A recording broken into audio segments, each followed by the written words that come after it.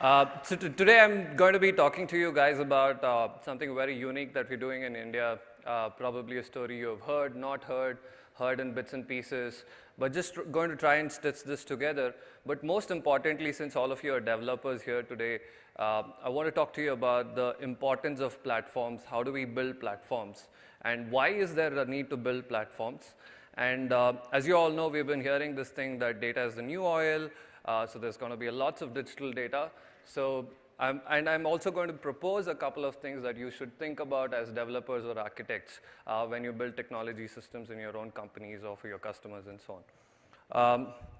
So earlier, if you look at the platform model, the old world was that people who produced would build the pipes, right?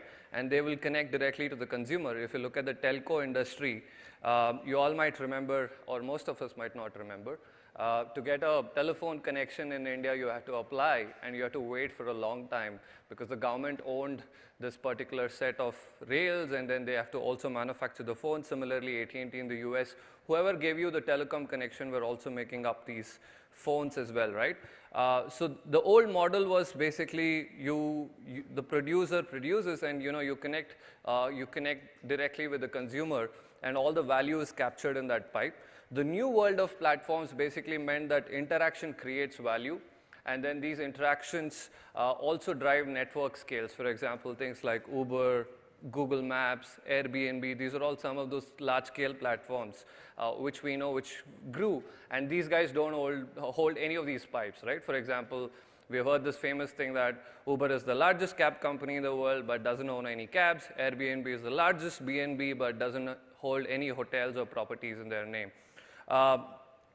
So why do platforms matter? Platforms matter for two reasons. One is all economic leverage has moved towards platform.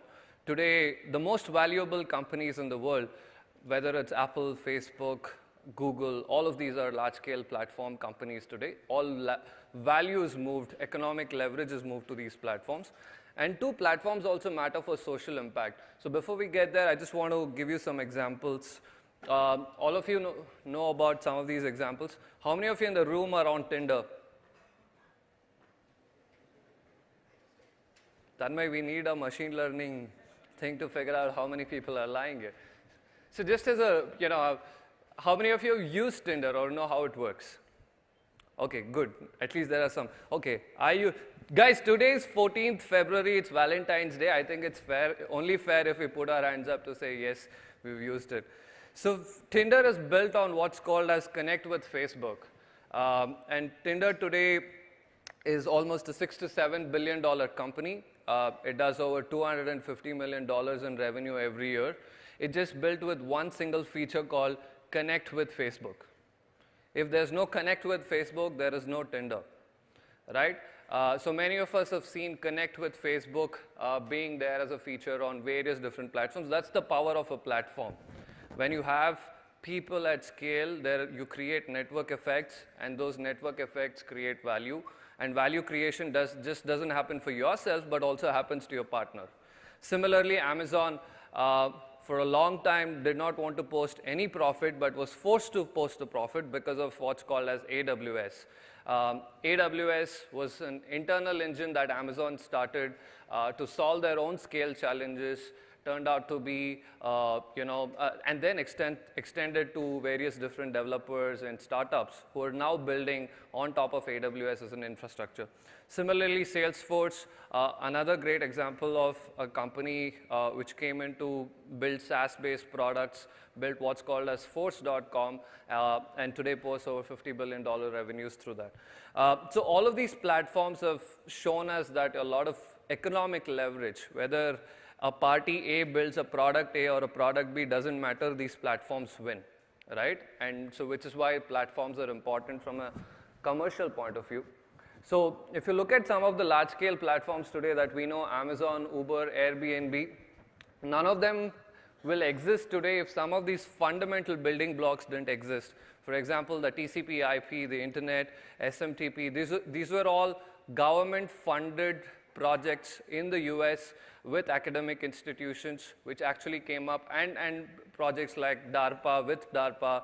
These are defense space projects which kind of gave birth to the internet. And then from there on, with the advent of GPS, we had Google Maps come up, and on top of Google Maps, with the mobile revolution happening, we had the Android revolution take off, because of which mobiles became more and more accessible, affordable, and then we had so many different payment systems built on top. So if you look at, if any of this basic building block didn't exist, some of these valuable companies wouldn't exist in the company today, in the world today. And these building blocks, just to kind of refresh you, were not something which were funded or found by private companies, but these were all public-backed public goods which were built in the US during the early 90s. So if we have to create social impact, so what are the kind of platforms should we build? So there's one such example in India on what we're trying to do. If you look at India, our first innings was largely natural resources, right? So India is a large country geographically, so people came into India, mined a lot of ore, went back, right, when we're still trying to get some of it back. But India was known for its natural resources, so that's what people would come here for, to do business. The second one was basically we had a second innings in Made in India services. A lot of us know that Infosys, TCS, India became a shop for technology services. So a lot of tech development happened, but in the form of technology services. And the third innings was India started building a lot of great products, with products like Chandrayaan, doing our own PSLV. We had our own product gig, right? And imagine all of this in the context of how we are competing with the world, right? So in the fourth innings is basically what we are doing with our platforms, which is called as IndiaStack, and I'll quickly introduce you guys to this. IndiaStack is nothing but a stack of layers of different platforms built by the government, and it starts with the basic of being Jan Dhan, Aadhar, and mobile.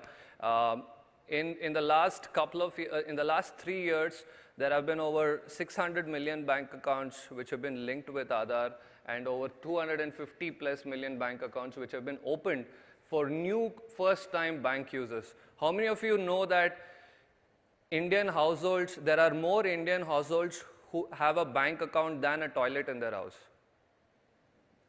Did you guys know this?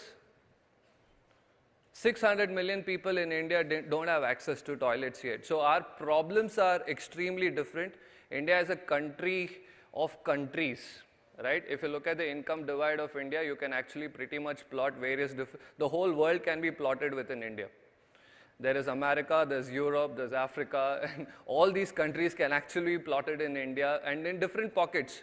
And please note, India is not, and these countries are also not in such a way that they're all populated in one place, right? You'll find in Africa, within Karnataka, in Tamil Nadu, in Madhya Pradesh, in Maharashtra. So that's the size of our problems, various different problems.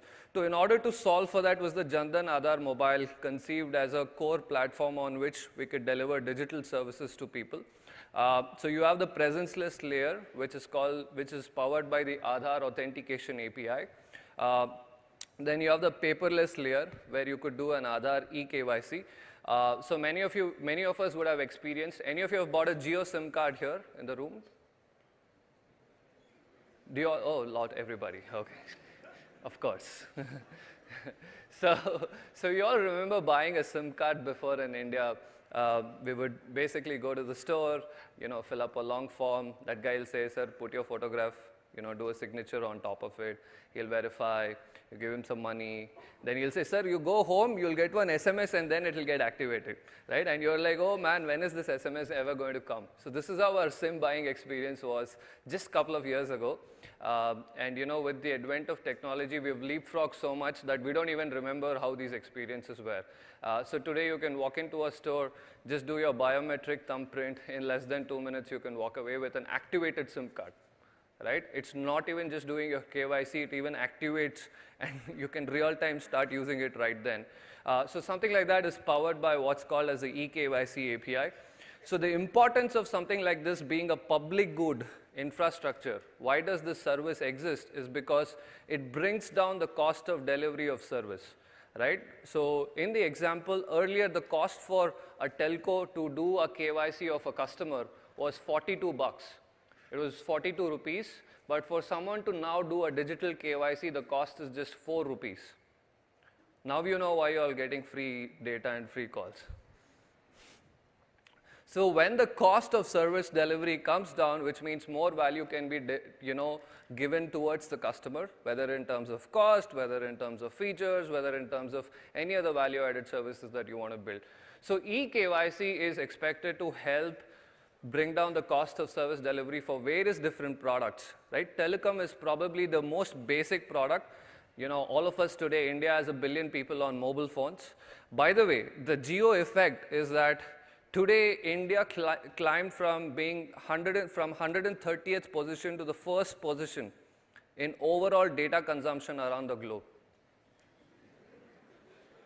It's not even a joke. In 2 years, we moved from number 130 to number 1. Do you guys know how much data an average Indian consumes per month? It consumes 18 GB per month on mobile internet. To put this into comparison, the average data consumption of a US adult on mobile internet is 3.5 GB. Suddenly, India is like, 6 times, not even 1. We were just not leapfrogging, we just we went to another orbit with respect to digitization, right? So another interesting fact around this, any idea, any guesses in the audience on what's the most watched YouTube channel? Any guesses? Sorry? Cutie pie. Oh, sorry. Not that, but well. What else? Any guesses? Well, close enough. So the most mind-blowing fact is the most watched YouTube channel in the world is T-Series.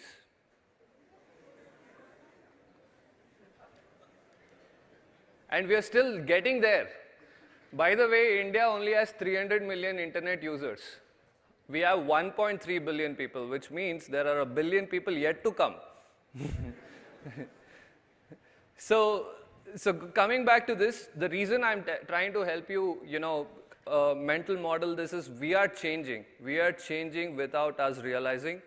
More than us, people around us are changing without us realizing, right? Your driver, watchman. Today you go to any watchman, he's sitting and watching something on his phone. Right? The kind of enablement that mobile does is incredible, and without us realizing, people are going to have access to so many different things that they couldn't access before. So KYC is a critical infrastructure to enable something like that. KYC is a requirement by various different regulators in the country, whether if you have to get an insurance product, whether you have to buy a mutual fund, whether you have to buy a stock product, whether you have to do banking services, whether you have to do telecom services, you need to do KYC. And bringing down the cost of KYC only means that more and more people get access to better products, better services at an affordable cost. So that's what eKYC does. Now the eSign, which is the part of the paperless layer, also allows any Aadhar holder in India to digitally sign a document. If you can't digitally sign a document, like when you buy a SIM card, the physical signature that you do, or whether when you do a mutual fund, whether you do a bank account, all of this involved some guy coming to your office or to your house to get your signature and go. So how do you change this? How do you enable 1 billion people to digitally sign a document if they have to get digital services? So that's what eSign as an API does. It basically allows any Aadhar holder in India to digitally sign a document. And this includes, and by the way, apparently the GST law could also have been signed by all our parliamentarians using the eSign API. Well, that didn't happen, but that's the kind of scope that eSign as an API allows you to do. It's official under the India's IT Act. All documents except for power of attorney and checks, which is basically under the Payments and Settlements Act, cannot be signed using digital signature. But India already has its own digital signature platform. The third one is digital locker. Digital locker is basically what we ended up doing is in India, we've written a document exchange protocol. Basically, any document of any type is easily exchangeable or transferable within another system. For example, if you have your driving license, or if any of you have passed out of CBSE post 2004, you can now fetch your certificate digitally on the digital locker. So many of you must have seen the ad on the newspaper a couple of days back by the Karnataka government. All of you need not carry your driving license anymore, but make sure you carry the DigiLocker app on your phone, right? So the DigiLocker app gives you access to your driving license. The driving license is issued by the Ministry of Transport and Highways with a digitally signed QR code. So the cops now no need to ask for your driving license and try to use the chip to verify who you are. They can instead now scan the QR code on your mobile app and then get to know who you are. But nothing changes from a fine perspective. So if you have done something wrong, you have to pay the fine. It may happen so that in the future that the cop may not even have to stop you, will probably automatically get a fine to your house. But digital locker is essentially, to help you understand, is a document exchange protocol, and many different partners, like whether a Practo can offer a health digital locker, a Paytm can offer a financial digital locker, a bank could offer a comprehensive digital locker, and so on and so forth. And you'll hear more about it in the coming days. The cashless layer consists of various different platforms. IMPS, many of you will know. Aadhar enabled payment system. Most of us here won't know because we have never used it, because we have never required to use it. India is like I said, it's 1.3 billion people, which means we are spread out in geographically. That only India Post is actually the largest, government agency which kind of reaches people everywhere, right? So which means, think about it, basic banking services will not be accessible to millions and millions of Indians, which means it means simple as withdrawing money from a bank account. Right? So there are only 2.5 lakh branches and around 2.5 lakh ATMs in India for 1.3 billion people. So we can't deal or provide services, which is why what we have is a banking correspondent model in India, where a person becomes an ATM. He goes to a gram panchayat or a village, sits there from morning till evening, so people come and do banking with him. So a person on his mobile with an Aadhar biometric device becomes the bank. So that's what is used by AEPS. So people who don't have access to branches or cards, they basically go to this person, give their Aadhar number, deposit money, and then either do biometric verification to withdraw money or send money to someone. So that's what is AEPS. Ironically, in India, the poorest of the country are actually using the most high and sophisticated tech. How many of you here have done a biometric payment transaction in your life? Only 1%. You know how many people do this every day? Over 150 to 200 million people, the poorest in the country.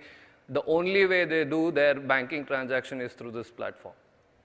So the next one is Aadhar Payments Bridge, which is for the direct beneficiary transfer. If any of you have applied for LPG subsidy and you're still not getting it, I'm not responsible for it, but that's what is the Aadhar Payments Bridge is used for. It's a simple payment mapper which connects an Aadhar number to a bank account so that direct beneficiary transfers could happen. So the last one, my favorite, UPI, the Unified Payments Interface. How many of you here know you can send money and receive money through WhatsApp? Wow. How many of you have tried it? So if you send 100 rupees to me, magically you will know that your payments also will get activated. Do you guys want to try? Who wants to try? So WhatsApp, Google, Paytm, PhonePe, Bheem, all of these are different applications which are built on this platform called UPI. UPI is the underlying payments infrastructure which allows money transfer to happen between two bank accounts. And you have options as a customer to choose whichever app you want to use. So WhatsApp is the latest app which has this payments protocol integrated. The last part is the consent layer, which is basically the privacy law that the government is working on. Indian government is proactively working on how do we enable people with data rather than data being hoarded in large companies and so on. So there's a national policy on both how do we do data empowerment and protection, which is in works, which is the last part. There are many other applications of this, Bharat Bill Payment System, ETC, GST, all of this information available for you. You can read about it. But most importantly, the point that I wanted to drive you towards is, it seems like most likely we'll all be data rich before we are economically rich as a country. And it's already true. So if you look at what this platform does, this is the income bracket on the right side. We have 3 Indias, India 1, India 2, India 3. We are all part of India 1. For us, it's just process reinvention. SIM card used to take 2 days, now it takes 2 minutes. Doesn't really affect our lives. India 2, which is basically the middle class, lower middle class, many of us might come from that segment. It basically gives us access to credit. Access to credit is access to aspirations. So people can now aspire to either become entrepreneur or study more, get educated, get skilled, and so on. That's what it's going to enable for the second lot. The third lot is basically the poorest of poor people who basically depend on the government to lead their everyday lives. It's only going to improve their lives by giving them more money that they should receive, right? Which is basically direct beneficiary transfer with respect to food, LPG, kerosene, blah, blah, blah, and so on. So this is how this platform is envisaged to change India. So it creates, IndiaStack creates a level playing field. We go from data poor to data rich, lowers the cost, and incumbents and newcomers have equal access. This is basically what the platform enables. Now, since this is the technology backbone, we expect the first derivatives to be financial inclusion, in that payments, lending, and savings. I gave you some examples of how this will change for people in the rural segment. And similarly, the second derivatives will be healthcare, inclusion, primary education, and so on and so forth. So data is empowering, and just to kind of bring you guys to what we're trying to do is, if we now flip this equation around and say, instead of we worrying about a lot of data being generated and hoarded in different companies, if we flip this equation around and enable people with data, what can happen, right? And that is basically what we are calling as data democracy. Can we invert the use of data and enable or empower the user to do much more? Like, can I get a loan using my own data, right? So just to kind of give you a sense, only 200 to 300 million people in India actually have access to formal loans. 1 billion people in India don't have access to formal loans or insurance in the country.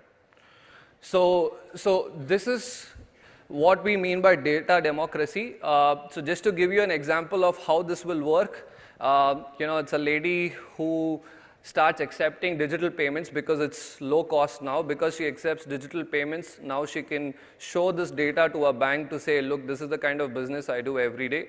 And because this is the kind of business I do, the bank gives her a loan offer on her mobile app. She chooses the loan offer on the fly. She completes her KYC, completes her eSign, signs the contract, gets money into her bank account in real time, and then she starts repaying her loan, and this cycle continues. So this is how we have to solve our credit problem in India. All the things that we talk about, growth, economic, jobs, all of that is based on this one single premise of how do we enable more people to get access to credit. So how do you build for this new feature? I just have 2 things to leave you guys with, apart from all the things that I've spoken about. 2 concepts largely, since now there will be more data than money, so build for data. So the first thing I want to talk about is building machine learning as a service platform inside your organization. And essentially what we mean by this is like, a lot of focus about doing machine learning or trying to do this has been like very product or feature focused. Rather than that, can you build an internal service of machine learning?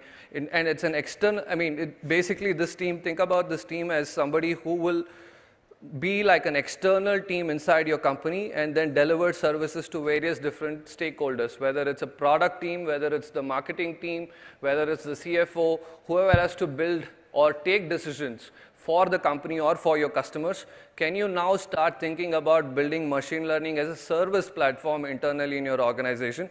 So some of the design principles, end-to-end learning workflow, it should be reproducible, repeatable, auditable, scalable, reconfigurable, technology agnostic, vendor agnostic, privacy by design, and it should be diagnosable. Similarly, the second thing that I want to focus on is trying to build a data platform instead of building a product or a stack. Can you start by doing a data stream, like a platform, and then build products and features and things on top of it? And then there are 4 design principles here. Data should be accessible, easy to discover, easy to process for everyone, should serve both analysts and the developers. To the analysts, you really need rich toolkit, which basically gives them features to do different types of analysis and so on. And for the developers, you need rich APIs.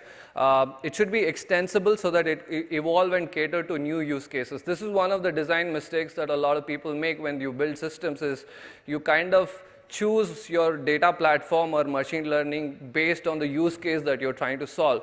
So can you now abstract this away to build a layer which is ubiquitous, which kind of serves various different use cases for your organization or your customers that you're solving for? The last one is basically governance by design. So there's a lot of scare about, since we're collecting so much of data, how do we manage this and so on. So it's super important that you build this inbuilt mechanisms which kind of take care on how do you save data, how do you store data, what are the privacy tools and frameworks that you have to use. So with that, I'd like to end. Thank you so much for having me. I hope it was useful, and see you soon. Thank you.